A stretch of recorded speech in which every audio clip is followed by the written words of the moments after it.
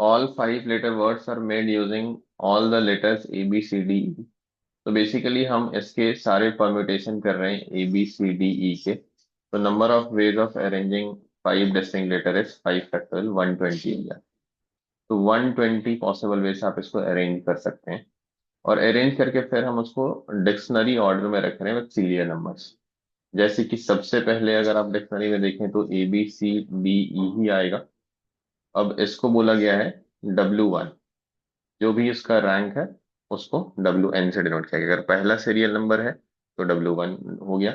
अगर दूसरा हो गया जैसे ABCED है तो दिस इज W2। देन आपके पास ABDCE, this is W3 and so on. ये आपका जो जो रैंक होगा उसको W4 W5 कैसे करके बताएगा। लास्ट में आपका आ जाएगा EDCBA, it will be W120।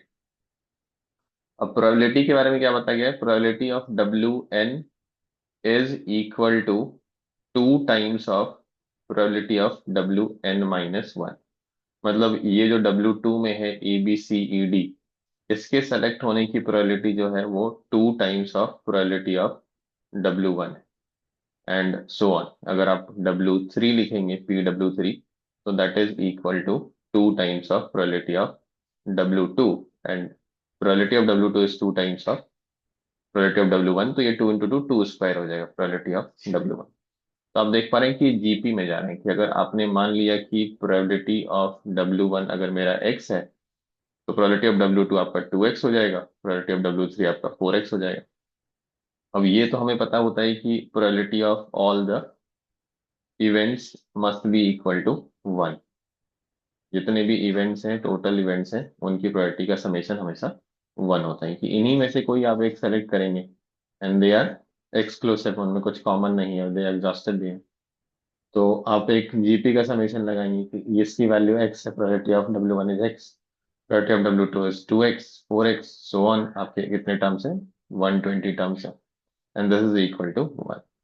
तो ये एक जीपी है जिसका फर्स्ट टर्म आपका x है और कॉमन रेशियो 2 है।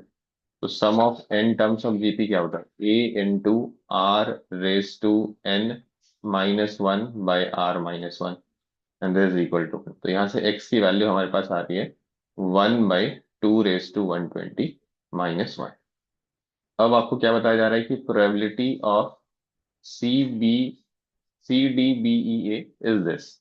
अब ये डिपेंड करेगा कि ये कौन से पोजीशन पे है। तो आपको इसका डिक्शनरी रैंक निकालना पड़ेगा ऑफ CDBEA। सपोज ये अगर W19 पे आता है, ये W19 आएगा नहीं आएगा वो हम लोग चेक करेंगे अभी। तो इसका मतलब प्रोबेबिलिटी ऑफ W1 आपका x था, प्रोबेबिलिटी ऑफ W2 2x था, प्रोबेबिलिटी ऑफ W3 आपका 2⁻²x था। तो probability of WN in general क्या है आपके पास? This is 2⁻n−1 into X, nth term of GP. तो अब देखते हैं ये कौन से रैंक पे आप हैं। तो we have to find the dictionary rank of this.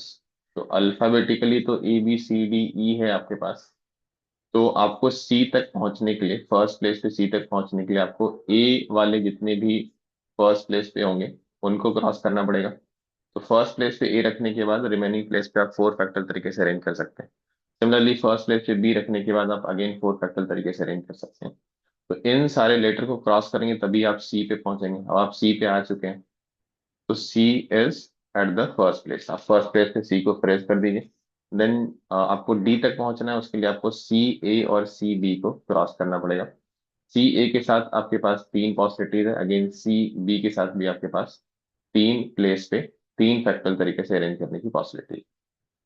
अब C A और C B से सारे लेटर्स लिखने के बाद जितने भी वर्ड्स बनेंगे उनको क्रॉस करने के बाद आप CD पे आ चुके हैं। तो फर्स्ट 2 प्लेस आपने CD फ्रेज कर दिया। जैसे आप डिक्शनरी रैंक निकालते हैं क्लियरली वही फॉलो कर रहे हैं हम लोग। अब CD A को क्रॉस करेंगे तो इन 2 प्लेस पे आपकी 2 फैक्टोरियल चॉइसेस हो गए and then you will be at CDB। अब बहुत सिंपल है, जैसे आपने फर्स्ट 3 प्लेस पे CDB फ्रेज कर दिया आपको, आपके पास ये आपको चाहिए और दो ही पॉसिबिलिटीज होगी, एक AE होगा और एक आपका EA हो जाएगा, which is the required one. तो इसके लिए +1 करेंगे, इसको क्रॉस करना है, और फाइनली इसके लिए +1 करेंगे। तो कितना हो गया? 24 अगेन 24, और ये 12, दिस इज 2, और ये 1 और 1. तो dictionary rank of CDBEA is 24 plus 24 48, 60, 62, 64. 64 हो गई. ये आपका W64. तो probability of W64 is 2 raised to 64 minus 1, 63 times probability of X. W1 ही था बेसिकली वो, विच इज X. तो 2 raised to 63 X की वैल्यू हमारे पास कितनी आई थी? 1/2 raised to 120 - 1. अब क्वेश्चन में इन्होंने किससे कंपेयर करने बोला है इसको? Compare it with 2 raised to alpha divide by 2 raised to beta -1. तो क्लियरली अल्फा और बीटा की वैल्यू आ गई आपके पास, and you need to find alpha plus beta. Alpha plus beta कितना हो जाएगा? 63 प्लस 120, इट विल बी 183. 183 इसका आंसर होना चाहिए, and that is the answer given to us.